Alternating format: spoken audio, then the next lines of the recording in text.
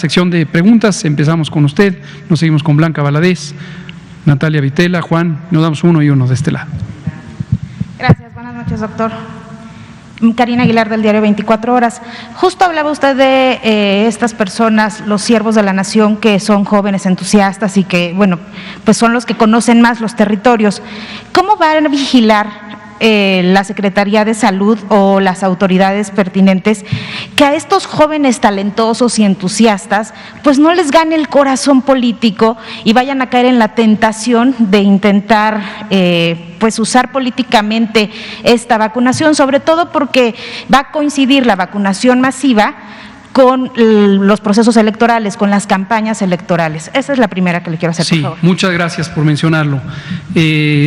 Definitivamente, si alguien, y esto lo digo a la nación, a quien nos escuche, y por favor difúndanlo, si alguien en el territorio en donde llegará la vacuna, que será todo el país, identifica que cualquier persona, no solamente servidoras y servidores de la nación, cualquier persona involucrada en el proceso de vacunación está haciendo un uso político o político-electoral de la vacuna, debe denunciarlo. Definitivamente debe denunciarlo, es un delito y hoy es considerado un delito grave el hacer uso político de cualquier programa gubernamental. Desde hace varios años ya está prohibido, pero las realidades de que esto se respete han sido pues soslayadas notoriamente durante años previos. Esta misma mañana el presidente López Obrador fue muy enfático, por enésima vez, en la conferencia de prensa respecto a la importancia de mantener la integridad. Si una persona trabaja para el gobierno, debe respetar escrupulosamente los principios éticos del buen gobierno, no solamente la ley, que evidentemente tiene que hacerlo. Entonces, si alguien detectara esto, debe denunciarlo. Entonces, eso es parte de los mecanismos de garantía, pero desde luego el personal continuamente está siendo capacitado y el mensaje es explícito y el mensaje viene directamente desde el presidente, como ustedes lo habrán escuchado esta mañana o lo hemos oído muchas veces, y también de todos los funcionarias y funcionarios que estamos involucrados en eso. No es para uso político, es para un fin noble que es la prevención y el control de la epidemia. Gracias. También preguntarle, ¿cuándo van a terminar de vacunar al personal de salud, pero no solo de las instituciones públicas, sino también a los privados?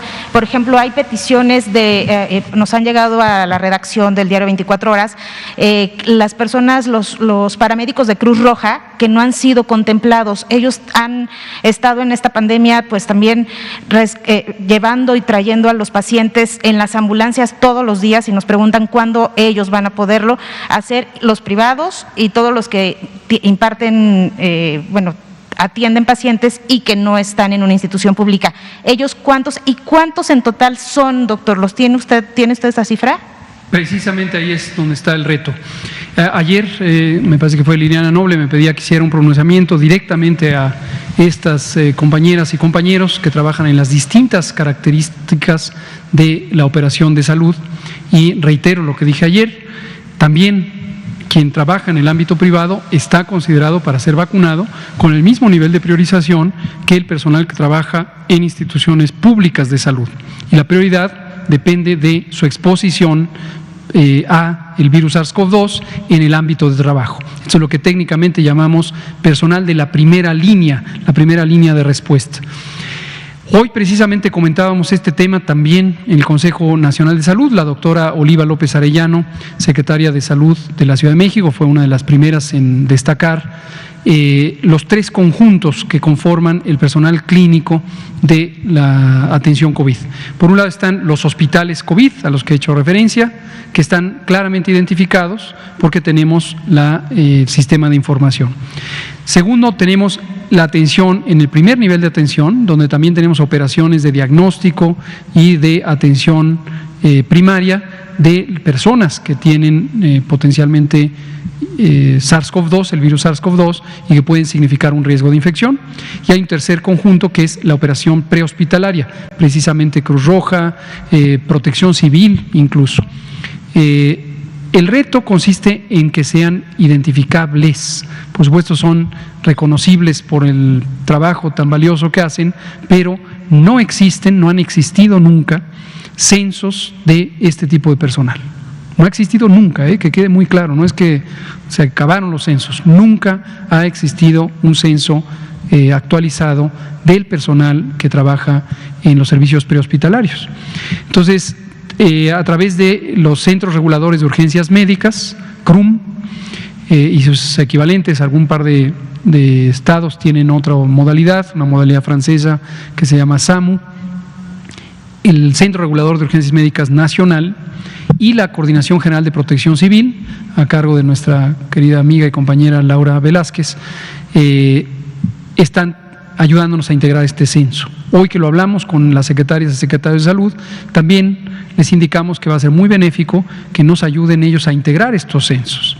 Y en su momento, otro reto adicional es validar el censo, asegurar que la persona que está ahí registrada legítimamente está trabajando en operaciones relativas a COVID-19.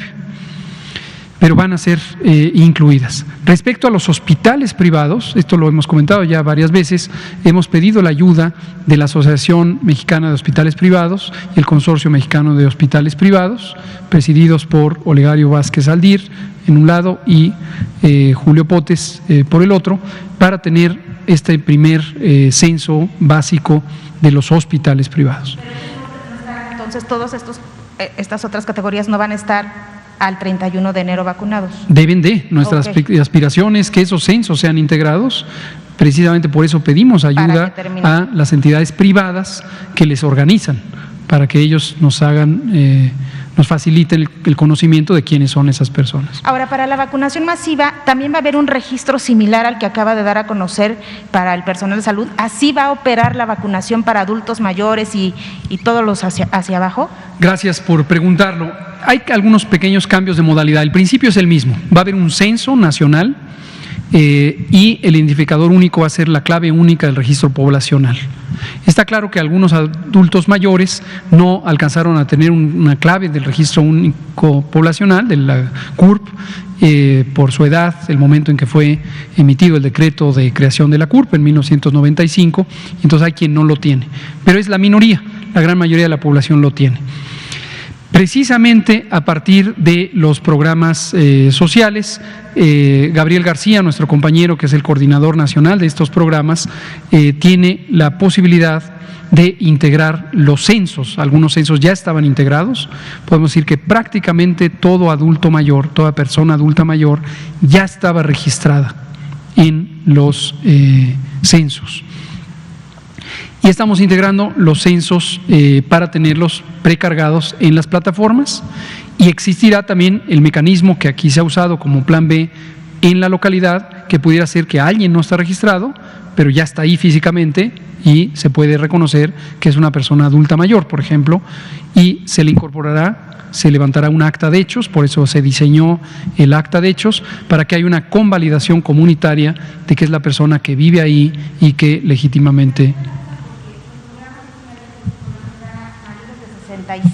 ¿no? Hay distintos programas. 60, o sea, de 60 a 65, ¿ahí qué va a pasar? Y luego los que no tenemos esa edad, que no somos adultos mayores, no estamos en los censos. Es correcto. ¿Cómo vamos a operar nosotros? Es correcto. Esto es un proceso progresivo de integración de los censos. La meta final es tener integrada toda la información de toda la población. Pongo ahora el ejemplo de los adultos mayores, primero porque son quienes van a ser vacunados en primer lugar, segundo porque los programas sociales facilitan el tener los censos, pero habrá otros mecanismos de integración. Estamos trabajando colegiadamente con varias dependencias, desde luego también la Secretaría de Gobernación.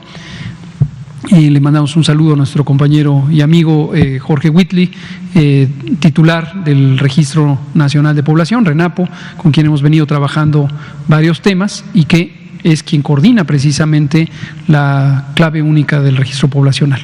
Pero todo el mundo será vacunado y registrado. Ahora, una pequeña diferencia es, va a haber un pequeño cambio de plataforma, no va a ser esta plataforma, tenemos otra plataforma de mayor capacidad informática que fue desarrollada por el director general de Tecnologías de Información de la Secretaría de Salud, a quien ya hemos mencionado, César Vélez Andrade, el ingeniero César Vélez, y también Emiliano Calderón, el coordinador de la Política Digital Nacional y su equipo.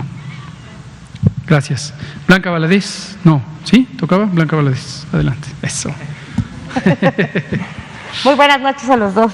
Blanca Valadez de Milenio. Doctor, durante estos días de vacunación, ¿cuántas personas han presentado reacciones alérgicas? Si nos puede comentar, y de qué tipo han sido.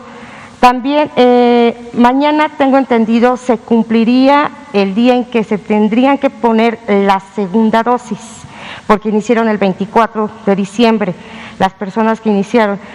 ¿Se han detectado casos, como es personal de alto riesgo, que se hayan contagiado de COVID a pesar de haberse aplicado la primera vacuna? Es decir, finalmente la inmunización sería al 100% con las dos. No sé si han detectado algunos casos de trabajadores que en ese proceso se contagiaron de COVID y, bueno, ¿qué se hace en esos casos? Y también preguntarle, ahorita que se está haciendo la vacunación masiva, hay territorios difíciles, no necesariamente por la ubicación geográfica, sino porque son zonas donde están dominados ciertos grupos delincuenciales, que ahí cómo van a trabajar, cómo van a proteger a los brigadistas, cómo le van a hacer para que finalmente las personas accedan a la vacuna. Claro, es voluntaria, pero muchos de ellos no permiten que se pase a su territorio. Ese sería un punto de aparte, porque hay unas zonas, también la zona zapatista, que nada tiene que ver con estos grupos, pero que también no permiten el acceso tan fácilmente. Si me puede contestar eso, y ya nada más le haría una pregunta.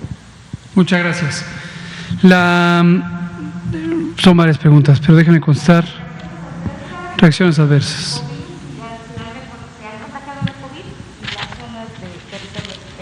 ¿Cómo no?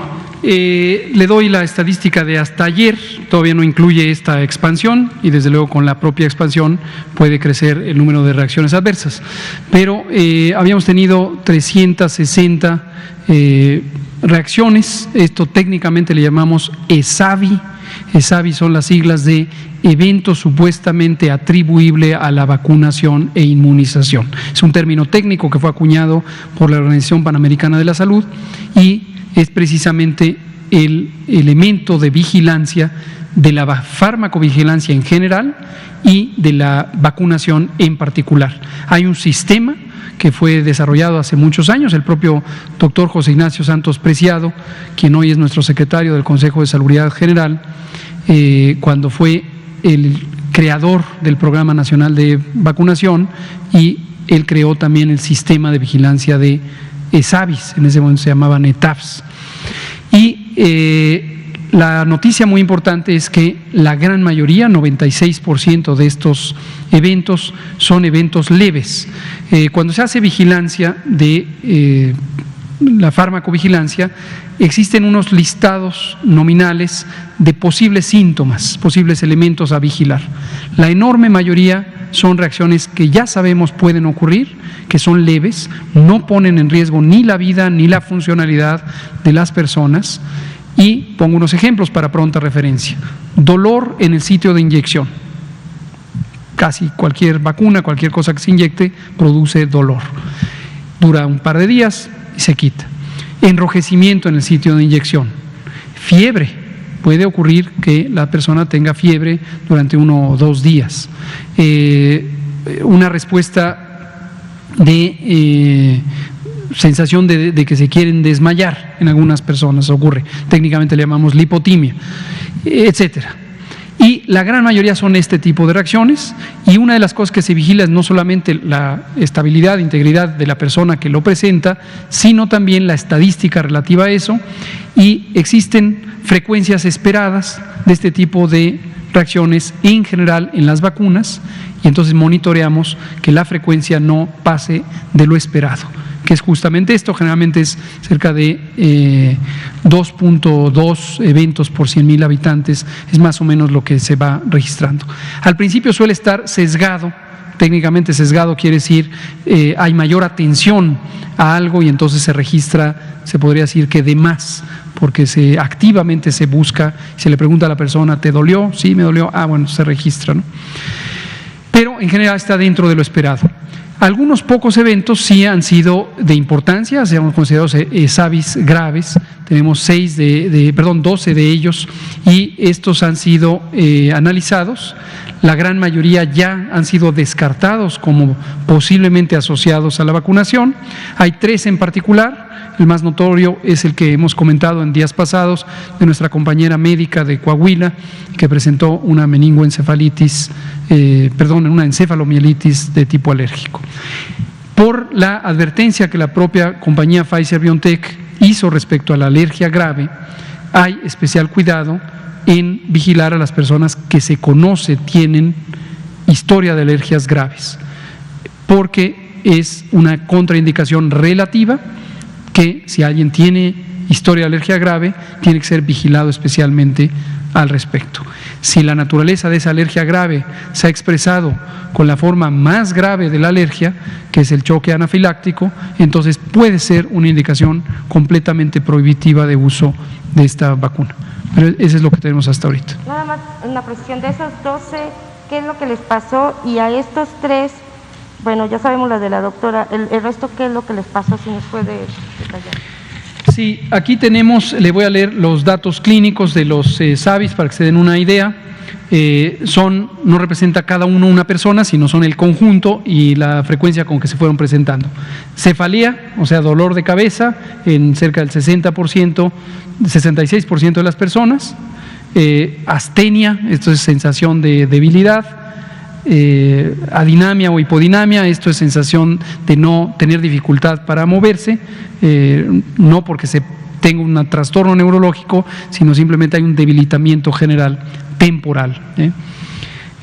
Dolor o hipersensibilidad, mareo, sensación de dificultad para respirar, fiebre, como ya dije, en 33%, escalofríos 33%, diarrea, taquicardia, que es sensación de que el corazón está acelerado, tos, dolor muscular, dolor de articulaciones, suele estar asociado con la fiebre, náusea, dolor abdominal, escurrimiento nasal, técnicamente se llama rinorrea, crisis convulsiva en los 3 eventos que mencioné, la de esta doctora, un caso que se presentó en Tamaulipas y otro más, hinchazón en el sitio donde se aplicó y vómito en 2 personas. Entonces, este es el repertorio, para que vean ustedes el nivel de gravedad de los síntomas, todos afortunadamente autolimitados, de duración corta, y se han recuperado prácticamente ad integrum, como le llamamos en medicina, por completo a las personas. Queda todavía hospitalizada nuestra compañera médica, ojalá que pronto sea dada de alta. Comentábamos ayer que ya recuperó su función motora. Me comentaba que mañana iniciaría la segunda dosis. Mañana toca la segunda dosis de quien fue vacunado el 24 de diciembre. En ese lapso, ¿han detectado casos de gente que por su trabajo se ha contagiado? No lo hemos detectado, pero puede ocurrir, y qué bueno que lo menciona. Recordatorio a todas las personas que hasta el momento se han vacunado y las que serán vacunadas. La vacuna no provoca inmunidad inmediatamente. Hoy se pone la vacuna y se estima que en promedio 15 días después ya se alcanza los niveles de inmunidad apropiados. Generalmente los esquemas de 2 dosis no se logra la más amplia protección posible con la primera dosis y se requiere la segunda dosis. Entonces, en ese intervalo puede haber una diferencia. Hasta las vacunas que hasta el momento han sido evaluadas y aprobadas es, vamos a decir, en promedio 80% en la primera dosis y luego ya arriba del 90-92% con la segunda dosis. Entonces hay que considerar que durante todo ese periodo hay que seguir con las medidas de protección. Independientemente de la vacunación, todo personal clínico debe tener las medidas de protección aun cuando hayan desarrollado inmunidad. Por ejemplo, el uso de cubrebocas de alta eficiencia. Todo personal clínico que realiza maniobras de intervención de la vía respiratoria, intubación, toma de muestras, etcétera, debe permanentemente utilizar esto independientemente de que hayan sido vacunados. Preguntaba sobre las zonas que están dominadas por los… Zonas de riesgo por seguridad pública. Sí, desde luego es una realidad. Nuestro país ha sido asolado por la inseguridad pública por muchas décadas ya. Esto tiene que ver con, desde luego no podría dejar de mencionarlo, con la enorme desigualdad social que vive nuestro país desde hace décadas. Hay una enorme desigualdad social, una enorme polarización socioeconómica de la población, y esto es definitivamente lo que propicia como causa de raíz la inseguridad pública. Entonces hay varias zonas características por esto, son ampliamente conocidas, y esa es uno de los elementos cruciales de la razón por la que participa el personal militar en las brigadas. Habíamos comentado ayer y otros días, hay dos funciones que cumplen las Fuerzas Armadas en las brigadas del operativo Correcaminos. La primera es proteger la integridad del equipo de trabajo, proteger la operación y proteger el producto, como Fuerzas Armadas que son Ejército, Marina, Guardia Nacional.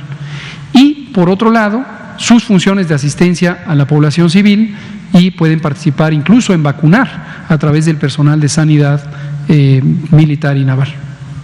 Y también a esos grupos les tocaría, finalmente. Sí, por supuesto. Okay. Le cedo la palabra. Gracias, Natalia Vitela, y nos pasamos después aquí con Juan Hernández y con usted, Ignacio de Alba. Gracias, doctor. Buenas noches.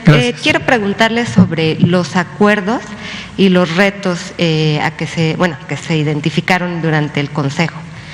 En primer punto. Luego, le quiero preguntar, ahorita no hay fecha entonces para cuándo serían vacunados los médicos, enfermeras, el personal de salud de hospitales privados.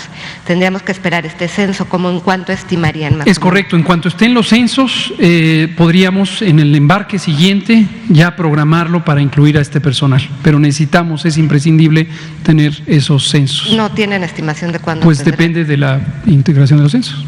Y sobre los médicos que se quedaron sin poder ir a vacunarse porque estaban en área COVID, ¿cuántos fueron estos médicos? No tengo un conocimiento específico, simplemente recibimos algunas denuncias generales, otras las detectamos a través de las redes sociales, y por eso le decimos directamente con la mayor oportunidad, no teman, serán vacunados. Y bueno, ahora que arrancó ya la campaña de vacunación de forma masiva, el reto de la ultracongelación, ¿cómo está? Usted hablaba de que había 165 ultracongeladores a nivel nacional, por favor. Con mucho gusto. Llevamos varias semanas, meses posiblemente, trabajando en el tema de la ultracongelación. Tenemos la colaboración, aquí lo anunciamos hace algunas semanas, de la Secretaría de Educación Pública, específicamente de la Subsecretaría de Educación Superior, a cargo del doctor Luciano Concheiro Borges, quien trabajó con las universidades y las instituciones de educación superior del país, y la Asociación Nacional de Universidades e Instituciones de Educación Superior, ANUYES. Y ya integramos, lo tenemos desde hace un par de semanas, ha ido creciendo, un censo que hasta el momento va en 310 unidades operativas, es decir, 310 ultracongeladores que están por toda la República. Los tenemos caracterizados tecnológicamente, su estado de conservación, su garantía, quién es la institución propietaria, quién es el punto focal, todos los datos técnicos que se puedan imaginar. Y esto lo que nos permite es estructurar la red de ultracongelación asociada con la red de refrigeración.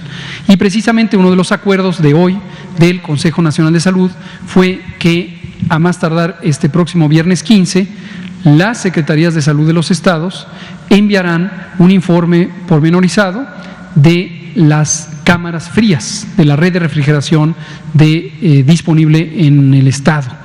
Y esto lo que nos va a permitir es integrar para la fase 2, para la etapa 2, que esto empezaría en febrero, tenemos todavía un buen tiempo para terminar de detallarlo, cuáles serían los elementos de esta red, los nodos primarios de recepción de la vacuna, los nodos secundarios de almacenamiento intermedio, los nodos terciarios de dispersión o distribución, y finalmente los puntos de vacunación.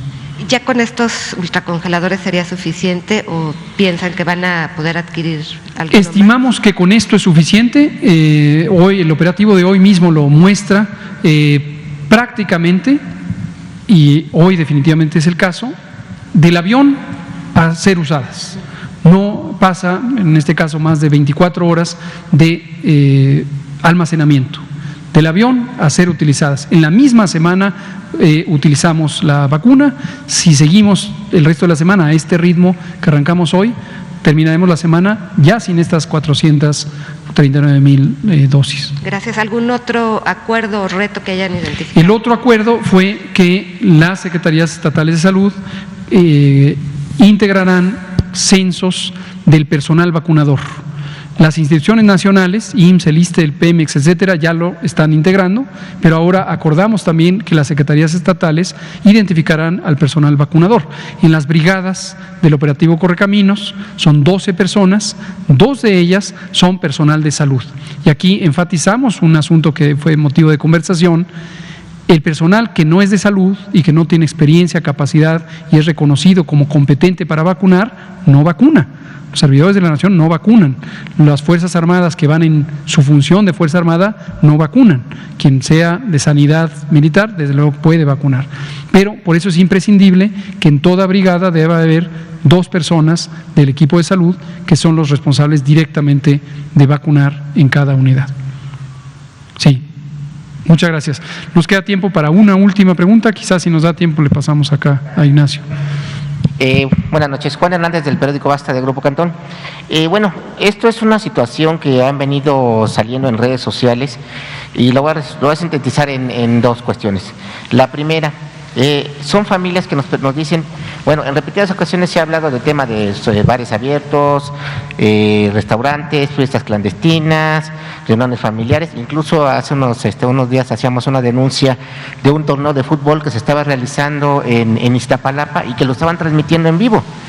Y se hizo la denuncia incluso en redes sociales y ese torneo se hizo y nunca ni llegó operativo de seguridad. Las familias que nos hacen estos señalamientos dicen, bueno, ¿de qué sirve que nosotros nos estemos cuidando? ¿De qué sirve que nosotros sigamos las indicaciones de la Secretaría de Salud si las autoridades que están encargadas de cuidarnos, las que están encargadas de velar por la seguridad de los ciudadanos, no hacen nada? Y estamos hablándonos precisamente de estos municipios, de estas zonas en donde hay focos rojos, donde hay altos casos de no solamente de contagios, sino también de muertes, ¿no? Llámese Iztapalapa, llámese Nezahualcóyotl, llámese todo lo que es esa colindancia, ¿no? Lo que nos llevó incluso a este debate de los que se pasan para un lado y para el otro lado, ¿no? Pero esto es una reflexión de ciudadanos que están preocupados, que no se puede decir que tengan miedo, pero realmente están viendo que hacen esta pregunta: ¿cuándo o qué especificaciones va a tener para que tanto el Estado de México como la Ciudad de México pasen a semáforo anaranjado?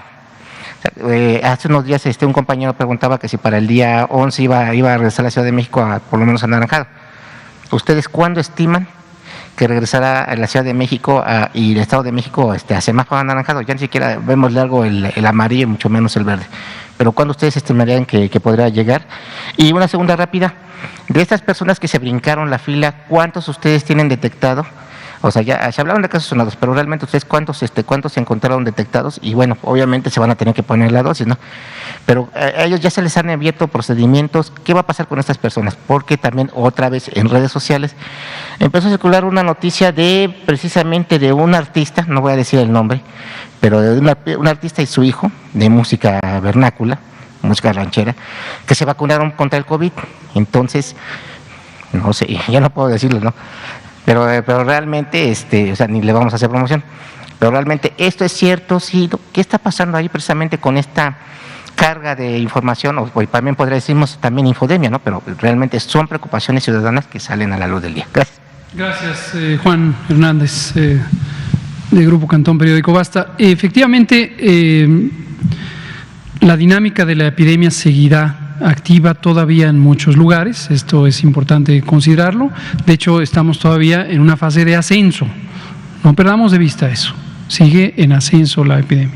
En la medida en que la vacunación vaya progresando, llegará un punto en donde, por la magnitud de cobertura, cambiará la facilidad con la que se transmite el virus. Este concepto es el que se conoce epidemiológicamente como inmunidad de rebaño, es un punto crítico en el que la probabilidad de que se sostengan los contagios es tan baja que ya no se mantienen las cadenas de transmisión y empieza a cesar los contagios. Esto no va a ser inmediato y se requiere una proporción significativa de la población. Hay estimaciones que van desde 60 hasta 75% necesario de tener inmunidad, no necesariamente por vía vacuna.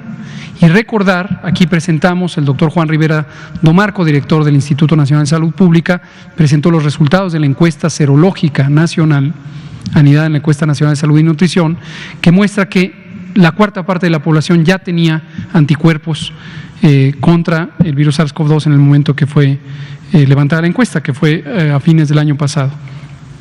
Entonces, respecto a cuándo va a pasar a semáforo amarillo, no tiene caso especular, hay que estar atentos todos los días a lo que vaya ocurriendo. Punto. Cuando pase a amarillo o a naranja, lo informaremos. Esta evaluación se hace periódicamente y conforme se hace, se publica. No hay que especular, hay que estar observando lo que ocurre diariamente y ahí lo vamos a estar informando, ¿no?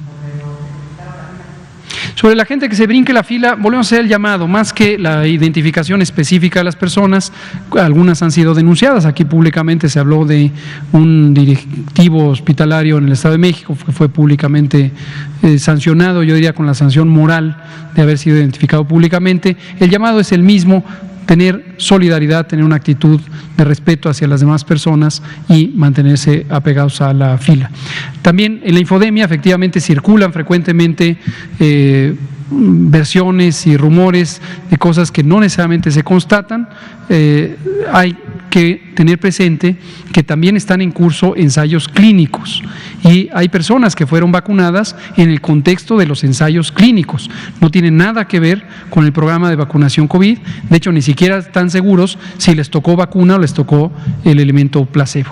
Y aprovecho aquí el renglón seguido, y nos queda medio minuto, para decir sobre el proceso de investigación y el proceso de evaluación de las vacunas. Como anunciamos el martes próximo pasado, en este momento están en análisis por COFEPRIS otros varios expedientes. Están los de los ensayos clínicos fase 3 de algunas de las vacunas, Novavax de Estados Unidos, CureVac de Alemania. El primero ya recibió una autorización para conducir el ensayo clínico en México. Se hicieron algunas enmiendas. El grupo científico tiene que estar a cargo de un investigador reconocido y de una institución de investigación reconocida. CureVac está todavía en proceso de análisis. Y respecto a vacunas, el expediente de Sputnik V está ya en manos de COFEPRIS. Todavía no hay una fecha específica en la que anticipemos que vaya a ser autorizado y dependerá del análisis cuidadoso del expediente.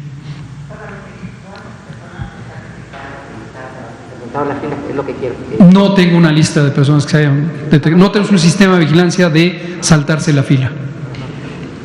Muchas gracias. Son las 20 horas, 1 minuto. Muchas gracias por su atención. Nos vemos mañana.